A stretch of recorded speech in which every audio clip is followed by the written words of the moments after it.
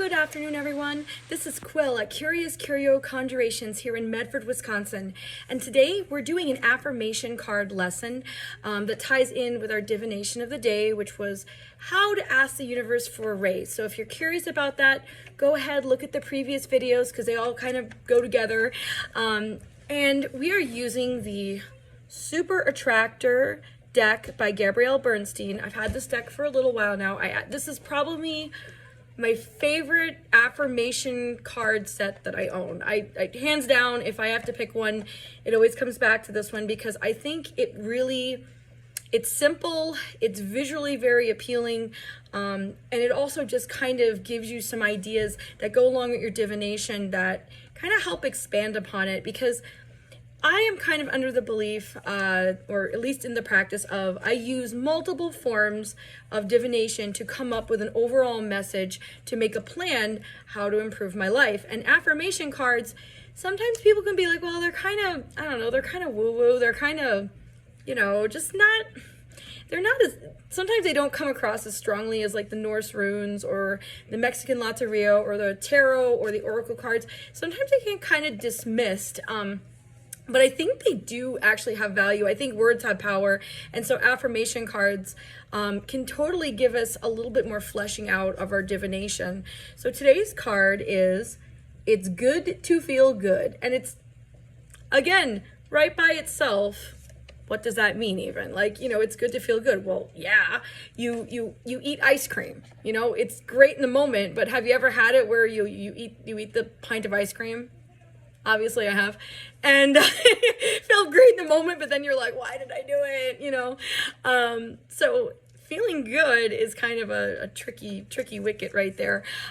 We can have things in our life that make us feel good, but they don't always rise to our highest benefit. They don't always really help us. They can actually be kind of destructive in some ways. And so when I think of this card, this is telling me, in relation to the rest of divination, that are the things that are making you feel good, are they actually to your benefit?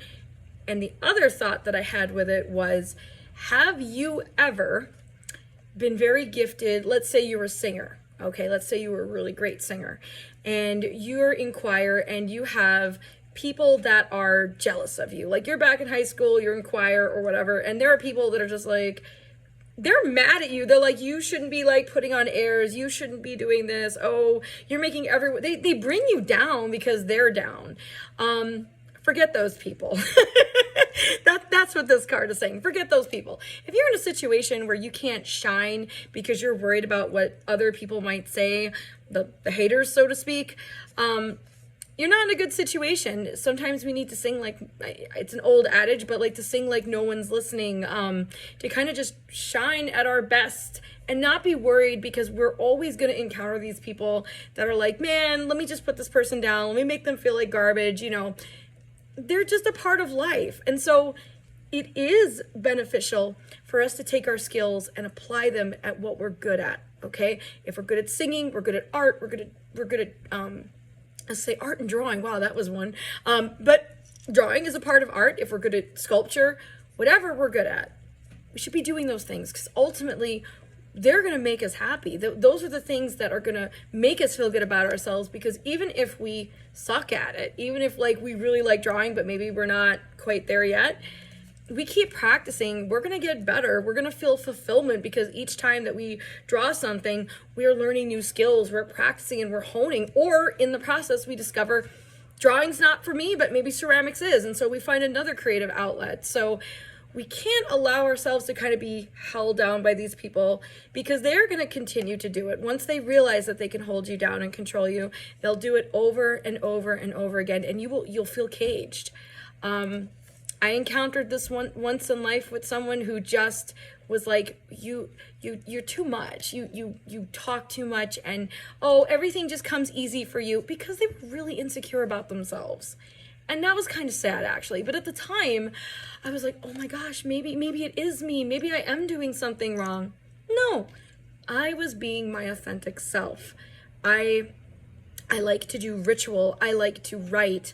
I like to do divinations and have a connection with the ancestors and the world of the divine.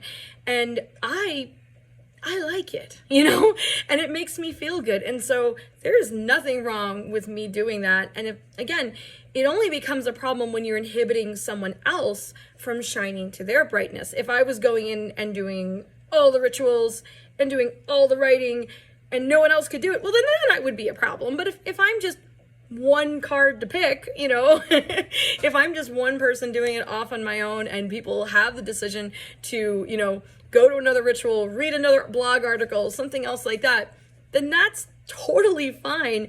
I don't have to be the only person doing tarot readings. I don't have to be the only person doing ritual. I'm just doing what feels good to me. And so when we were talking about how to ask the universe for a raise, which was one of our first videos of the day here, and you can go ahead and check that out in the video section. When we were talking about that, it's that practicing that intentional use of our skill to our highest benefit. And if we have people that are taking that away from us, we need to change friends. We need to change our environment. We need to walk away and find better people who are more supportive and, you know, a good environment where we can grow. And so sometimes that takes time. Sometimes that takes a lot of time. That's not always an overnight thing, but we can choose to make that environment for ourselves by limiting our interactions we don't have to have with these people, you know, so that we can flourish, so that we can grow and not worry about hateful comments, you know, crapping on our parade and saying, no, you shouldn't be doing this, or you're making me feel very bad. You don't make someone feel bad. But that's a little bit much. They can choose to feel bad unless you're physically harming them, which is not advisable. We're just talking in a purely intellectual sense. So thank you so much for, you know, listening and watching the affirmation card lesson of the day. I want to do more videos like this, so please, I've got 24 years of experience. I don't know everything. I don't have all the answers.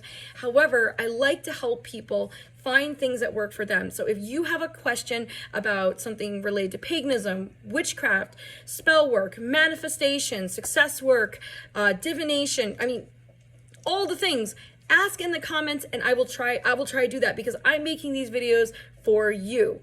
All right, well, thank you so much. And if you enjoyed this video, please like, share, subscribe. I am so grateful to you. You have an excellent day.